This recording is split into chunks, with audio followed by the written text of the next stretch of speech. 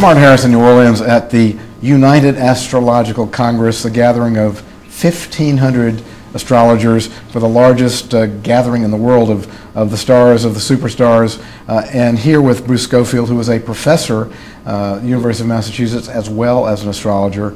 And I guess I got to say, what's a nice geophysicist like you do in a place like this? Well, I'm not a geophysicist. I just have a background in geoscience.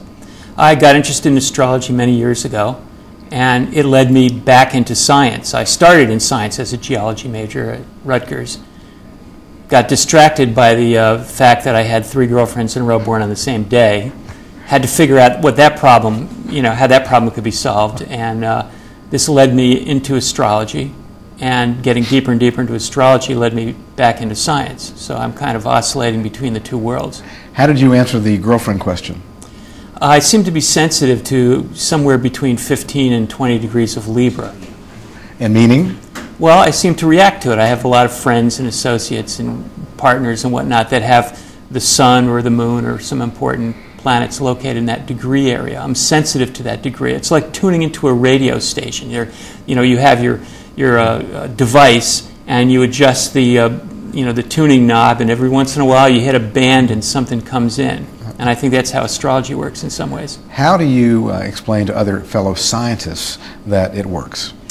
There's some evidence. I mean, I cite the Gauquelin data, and then the work that I've been doing is trying to show that there are significant correlations between Sun-Saturn alignments and temperature using daily weather records in certain regions, like the Northeast, for example, when the Sun and Saturn are in opposition from an Earth-centric, geocentric perspective. There's a statistically significant correlation with a drop in temperature. But you have to see that over 100 years or so. And what does that drop do to people and their psyche and everything else? Anything? It may do something, but I'm just interested in the actual temperature data. I use daily data, a mean for the day, and over many years, if you overlap these times that the Sun moves opposition to Saturn, you'll see a dip. And it's relative to where you are in the year. If it's in the winter, it could be very cold. If it's in summer, it would just be a cool night. Interesting. So you've done a lot of studying about the Mayan calendar. Right. Describe this controversy over the calendar. Well, the controversy just has really to do with this media blitz that's been going on. The end of the world was supposed to have happened. Yeah, I mean, you have a lot of what I call non-native, self-appointed non-native Maya prophets out there. And you have people also that research it fairly seriously. And the media doesn't seem to be able to tell the difference between the two. Well, it's really inside baseball. So you've seen the headlines that say world to end in 2012 based on the Mayan calendar? Right. And the truth is, it's not over yet. No. The fat lady hasn't sung. No, I think December 21st, 2012 is going to be another Friday, myself. That's when what's called the long count reaches its last day. Long count. You explain. Now, the long count is the Mayan calendar that everybody's talking about. Now, there are many Mayan calendars. The Maya were very good at organizing time. They didn't use fractions. They used collections of days, and they mixed and matched them in various ways. And these were all finely tuned to various planetary cycles, the cycles of Venus and Mercury and Mars and so on. They were all fine-tuned. But the one that is getting most attention is what's called the long count. And we know the date that it came into being, which was in 3114 BC. And we know the date that it concludes, which is this year, December 21st. It's a period of about 5,125 years. And it's a block of time. It's an age. And if you look at Maya mythology, you get a sense, you have to come to the conclusion that a major age of creation is ending and a new one is about to begin. So it's a step from there to say it's the end of the world.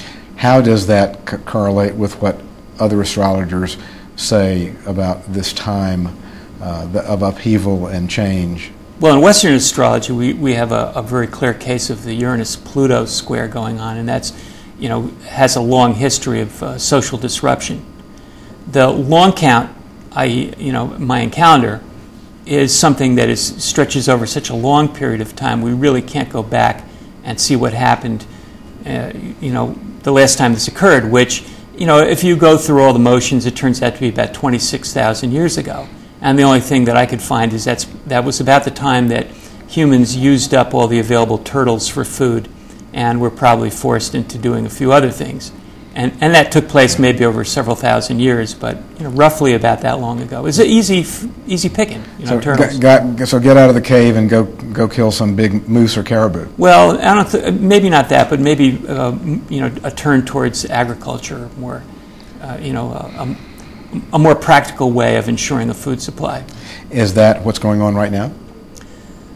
It seems. Some people would say. I think what's going on right now is that we have, for the first time in history, a global, connected civilization, human civilization. And we're also now running out of resources. We're using up our resources. We're demanding a lot of energy. And so we're putting the planet in peril. And one of the most obvious indications of that is climate change. We are affecting the climate.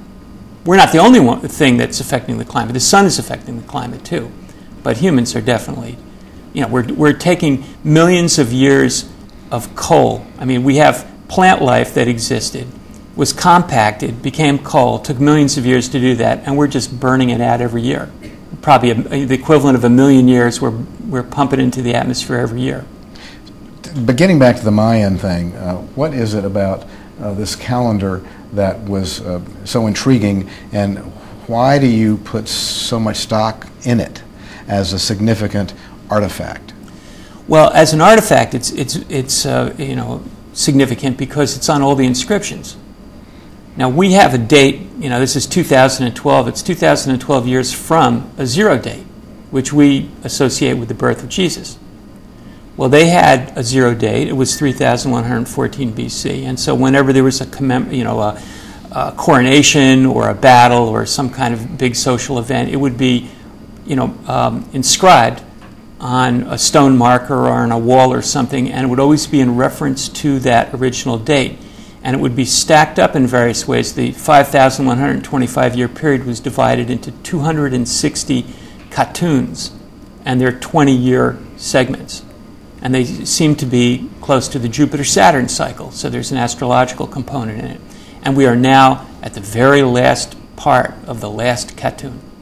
Which means a chunk of time, a chapter of life and civilization is ending, another is beginning? Yeah, and so this would be the 260th cartoon. It would end, and then you would start a new creation epoch with the first of another set of 260. So it's like the odometer turns over, really. So what should an everyday average consumer out there, doesn't know much about astrology, take from that?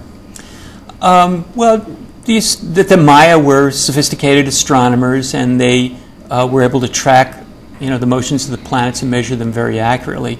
As to it actually being a prophecy, that's another question. There is no known Maya prophecy, except for this one obscure inscription at a site called Tortuguera, where there's an indication that's it's unclear because it's been defaced and eroded, that this god named Bolan Yokde will descend in the year 2012. So I'm here in New Orleans with Bruce Schofield, who tells you that basically, don't worry, the Mayan prediction, or those who interpret it or misinterpret this year as being the end of the world, ain't going to happen.